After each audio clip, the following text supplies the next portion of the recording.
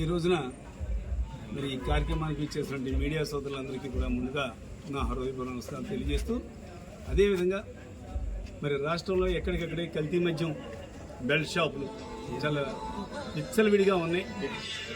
దీనిపైన కూడా మరి వైఎస్ఆర్ కాంగ్రెస్ పార్టీ తరఫున పోరాటం చేస్తున్నాం. మరి ఆ పోరాటంలో భాగంగానే ఈ రోజున అనపర్తి నియోజకవర్గం రంగంపేటలో ఉన్నటువంటి ఎక్సైజ్ స్టేషన్కి రంగంపేట మండలమే కాకుండా చుట్టుపక్కల మండలాల నుంచి చేసినటువంటి వైఎస్ఆర్ కాంగ్రెస్ పార్టీ కార్యకర్తలకు, నాయకులకు అందరికీ కూడా ముందుగా ధన్యవాదాలు తెలియజేస్తాను. ఎందుకంటే చాలా ఎక్కువ మంది ఈ కార్యక్రమంలో పాల్గొన్నారంటే ప్రజల పట్ల ప్రజలకి ఈ ప్రభుత్వం ఏ రకంగా మరి వాళ్ళకి ఇబ్బంది పెడుతుందా, ముఖ్యంగా మద్యం విషయంలో ఎంతమంది ప్రాణాలు కోల్పోతున్నారన్న విషయంపైన అందరూ కూడా ఆందోళనతో ఎంతమంది ఈ కార్యక్రమంలో పాల్గొన్నారు. దీన్ని బట్టే తెలుస్తుంది ప్రజల యొక్క ఆందోళన. ముఖ్యంగా నేను గతంలోనే చెప్పాను, అనపర్తి నియోజకవర్గంలో ఎక్కడికక్కడే బెల్ట్ షాపులు ఏర్లై పారుతున్నాయి.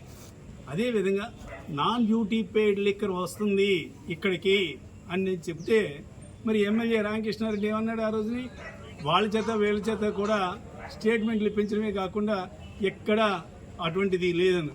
ఈ రోజున మరి చూస్తున్నాం, కృష్ణా జిల్లా అవనండి, అనంతపురం జిల్లా అవనండి, ఇంకో చోట చిత్తూరు జిల్లా అవనండి, ఎక్కడికక్కడే మరి ఈ కల్తీ మద్యం తయారయ్యి మరి ప్రజలకు ఏ రకంగా చేరుతుంది. ముఖ్యంగా అనపర్తి నియోజకవర్గంలో బెల్ట్ షాపులు ఇంత విచ్చలవిడిగా ఉన్నాయి అంటే కారణం ఈ కల్తీ మద్యాలతోటి ప్రజలు ప్రాణాలని వాళ్ళు తీస్తున్నారు. ఈ దీంతో లక్షలాది రూపాయలు వాళ్ళ లాభాలను పొందుతున్నారు. అందుకని విచ్చలవిడిగా ఇక్కడ బెల్ట్ షాపులన్నీ కూడా ఇక్కడ ఉన్నాయి. దీనికి కారణం ఎవరు? ఇక్కడ విచ్చలవిడిగా ఇక్కడ బెల్ట్ షాపులు అయ్యి కూడా మరి రన్ అవుతున్నాయి అంటే కారణం స్థానిక ఎమ్మెల్యే రామకృష్ణారెడ్డి ప్రోత్సాహం లేకపోతే అధికారులపైన ఒత్తిడి ఉండదు. దాంతో అధికారులు నిమ్మక నీరెత్తినట్టుగా వాళ్ళు ఉన్నారు. ఎందుకు? అక్కడ రామకృష్ణారెడ్డి వాళ్ళకి ఫుల్ సపోర్ట్. ఎందుకు సపోర్ట్ చేస్తున్నాడు? ఎందుకు? నీ ఇంట్రెస్ట్ ఏంటి? నేను ఈ సమావేశం సందర్భంగా సూట్గా నిన్ను అడుగుతున్నా, ఇందులో నీ ఇంట్రెస్ట్ ఏంటి?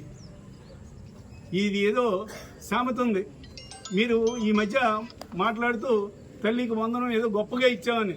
మీరు తల్లికి వందనం కాదు, మీరు పంపించే నకిలీ మరి మద్యంతో నాన్నకి తద్దినం అవుతుంది, తండ్రికి తద్దినం అయింది. చివరికి చాలా చోట్ల ప్రాణాలు విడిచిపెట్టారు.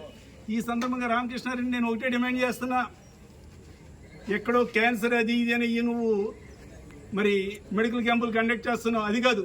నీ నిర్వాహం వల్ల నియోజకవర్గంలో ఎంతమంది ప్రజలు మీరు అమ్మించే చీప్ లిక్కరు కల్తీ మద్యం వల్ల లివర్లు ప్యాంక్రియాస్ పాడైపోయినాయో ప్రతి ఇంటింటికి కూడా వైద్య బృందాన్ని పంపించి వాళ్ళని ఆ ఆరోగ్యం ఏ రకంగా దెబ్బతిందా అన్నది ఎంక్వైరీ చేయించు. బహుశా రాష్ట్రంలోనే మన నియోజకవర్గంలోనే ఎక్కువ మంది ఈ లివర్లు ప్యాంక్రియాస్లు కూడా పాడైపోయి చాలామంది చనిపోయారు.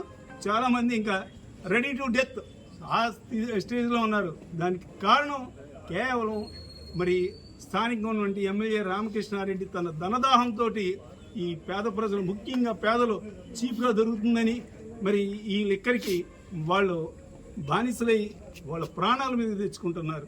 కాబట్టి ఇకనైనా ప్రభుత్వం మేల్కొని ఈ ఎక్కడెక్కడైతే ఉన్నాయో బెల్ట్ షాపులన్నింటినీ కూడా తక్షణమే తీయించేయడమే కాకుండా నిర్వాహకులపైన కేసులు పెట్టడమే కాకుండా ఈ కల్తీ మద్యం ఎక్కడికెక్కడికి వెళ్తుందో అన్నింటి మీద కూడా ఈ స్థానిక అధికారులు యాక్షన్ తీసుకోవాలి. అదేవిధంగా మరి ముఖ్యమంత్రి చంద్రబాబు నాయుడు అన్నాడు సిట్ ఏర్పాటు చేస్తాను. సిట్ ఎందుకు? మీ వాళ్ళని ఇక్కడ స్థానికంగా ఉండే ఎమ్మెల్యే రామకృష్ణారెడ్డి లాంటి వాళ్ళని రక్షించడానికి. సిట్ కాదు, దీనికి కావాల్సింది సిబిఐ ఎంక్వైరీ.